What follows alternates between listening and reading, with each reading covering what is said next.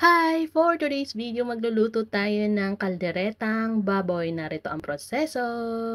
So, ayan, magpiprito na tayo ng patatas at ng carrots. But, by the way, pinakuluan na namin ng mahigit 1 oras yung baboy na gagamitin natin sa kaldereta.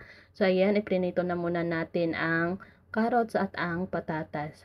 So, bakit ba laging buto-buto ng baboy yung ginagamit namin? Noong nakaraan lang nagbugo kami is buto-buto rin. So, dahil guys, mas gusto ko kasi, or ako kasi yung namili talaga, mas gusto ko na mayroong challenge yung pagkain. I mean, gusto ko yung naghihimay. So, ayan. Kaya, at saka medyo mas mura o siya, yung mas mura talaga yung buto-buto ng baboy. Nasa 280 siya. Ayan.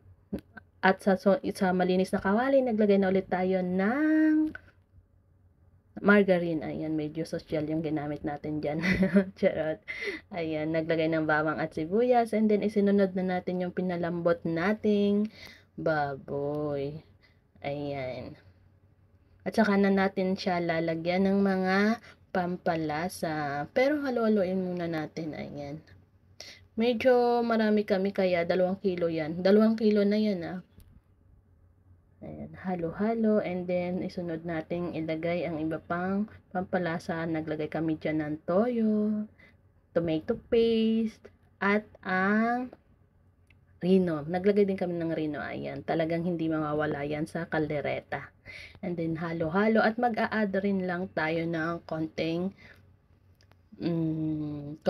tubig dyan. Ayan.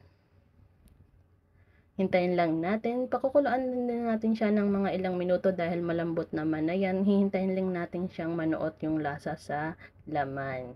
At isunod na nga natin ito ang ating ipinrito na patatas at carrots, and then panglas na natin ang bell pepper. Ayan, halo-halo, pakulo hanggang 3 minutes. So, ayan yung malapit na akong bumalik dito sa Hong Kong. Nagluto ako niyan dahil pumunta yan that time yan nung pumunta yung kapatid ko. And then, ilagay na natin yung green peas. 'Di ba? Sabaw pa lang, ulam na. Wow! Ngayon na lang ulit ako nakatikim niyan kasi dito naman sa Hong Kong hindi ako nakakapagluto niyan. So, ayan guys, sabi niya okay na daw. Kaya, pwede na tayong kumain. Bye!